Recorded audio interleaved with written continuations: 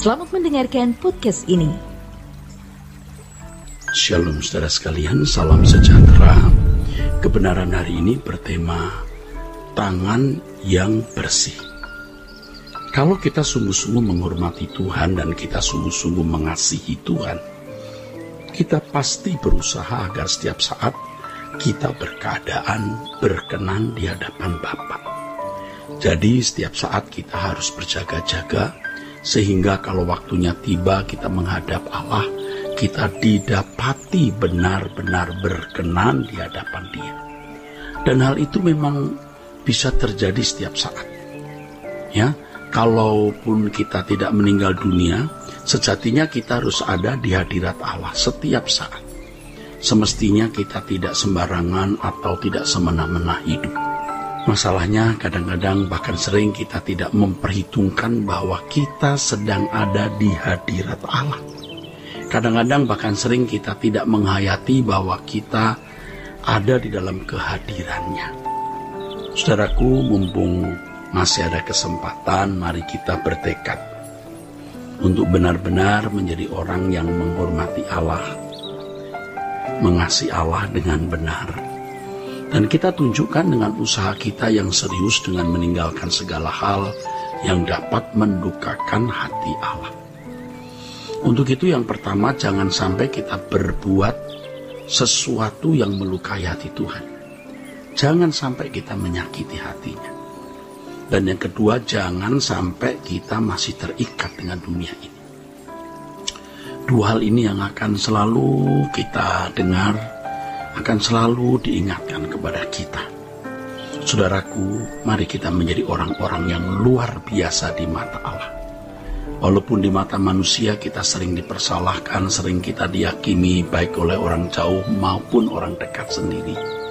Atau kita dihakimi, kita dikata-katai atas hal-hal yang tidak kita lakukan. Nggak masalah. Sebaliknya justru hal itu yang memicu kita untuk berusaha lebih berkenan di hadapan Allah. Itu yang lebih mendorong kita untuk memiliki keadaan yang benar di hadapan Allah. Di mana suatu hari nanti di pengadilan Tuhan akan nyata keadaan kita masing-masing yang sesungguhnya. Kiranya ini yang memberi kita motivasi yang sangat kuat untuk menjalani hidup dan mengisi hari hidup kita dengan benar. Ya, kiranya apa yang kita dengar ini memberi motivasi yang kuat, motivasi yang positif tentunya untuk menjalani hidup dan mengisi hari hidup kita dengan benar. Kalau kita mau berkompetisi, kita bukan berkompetisi di bumi ini untuk hal-hal fana. Bukan berkompetisi untuk menjadi siapa yang paling terkenal, siapa yang paling terhormat, gereja mana yang paling besar, siapa yang dipandang lebih mulia dan terhormat. Ya, bukan. Kalau kita mau berkompetisi, baiklah kita berkompetisi ya secara diam-diam, yaitu berlomba untuk mendapatkan penilaian yang terbaik dari Allah Bapa kita. Allah yang mulia, maha besar, maha agung, layak menerima persembahan seutuhnya hidup kita ini, sepenuhnya. Tidak ada kepentingan dalam hidup ini selain menyenangkan hati Allah. Tidak ada hal yang lebih besar, tidak ada hal yang lebih penting dalam hidup ini selain menyenangkan Allah Bapa kita dan Tuhan kita Yesus Kristus. Dan mestinya saudaraku, inilah yang harus menjadi satu-satunya agenda hidup kita.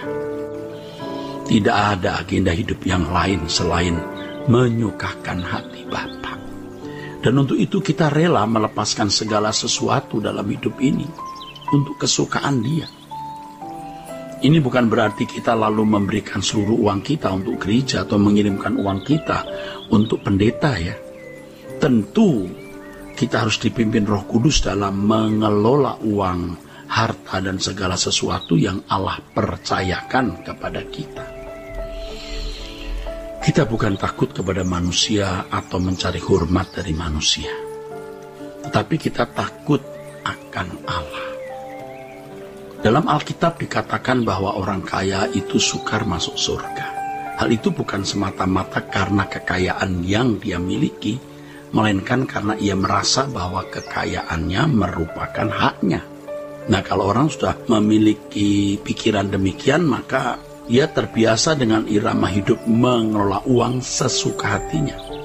Saudaraku, kita harus ingat, kalau suatu hari kita di hadapan Tuhan, biarlah tangan kita ini sudah bersih. Tangan kita sudah bersih, yang pertama dari dosa, dari hal-hal yang Tuhan tidak berkenan. Dan tangan kita juga bersih dari percintaan dunia, ya, dari harta yang mestinya sudah kita lepaskan, ya, tidak terikat dengan dunia. Inilah yang sering saya kemukakan, bahwa tidak ada yang kita sisakan bagi diri kita sendiri, saudaraku. Artinya tidak kita sisakan bagi diri kita bukan berarti lalu uang kita berikan semua untuk gereja, bukan, ya. Tetapi bagaimana hati kita tidak terikat dengan dunia. Tidak ada yang kita sisakan, artinya kita tidak terikat dengan dunia. Kita bisa melihat hal ini sebagai suatu keniscayaan. Tidak terikat dengan dunia itu sebagai suatu keniscayaan, saudara. Ya, suatu kemungkinan bahwa kita memang bisa hidup tidak bercacat, tidak bercela. Kita bisa melepaskan diri dari keterikatan kita dengan harta, ya, dengan dunia ini, dengan harta kekayaan. Saudaraku, yang mengerikan, saudaraku, bukan uang itu sendiri atau kekayaan itu bukan masalah sebenarnya. Tetapi ketika seseorang tidak setia dalam keuangan, artinya pasti dia tidak akan diberi hikmat oleh Tuhan. Ketika orang mencintai dunia, mencintai uang, terikat dengan uang, dia tidak akan mengerti kebenaran, tidak akan mendapat pencerahan-pencerahan dari surga. Ini kalau seorang teolog, dia hanya mengenal isi Alkitab secara akademis, dan kalau khotbah hanya mentransfer pengetahuan secara kognitif kepada jemaat, tapi tidak membagi pesan Tuhan, spirit yang dari Allah. Dan tentu saja orang-orang seperti ini tidak akan mengubah orang lain, sebab dia sendiri juga tidak berubah. Sebab kalau hanya pengetahuan teologi yang dia miliki, itu tidak membuat dirinya berubah. Pasti orang-orang seperti ini tidak merindukan kerajaan Allah. Pasti tidak berani mendorong orang untuk hidup tidak bercacat dan tidak bercela. Pasti tidak akan fokus ke langit baru dan bumi baru. Saudaraku, kalau ada yang orang bisa sembarangan menggunakan uang milik Tuhan, tapi bisa juga merasa merindukan langit baru dan bumi baru, betapa rusaknya nuraninya. Rusak. Dia tidak mengenal dirinya dengan benar. Sementara dia sewenang-wenang mengelola uang Tuhan, masih bisa loh merasa merindukan langit baru, bumi baru. Ini sesat, saudaraku.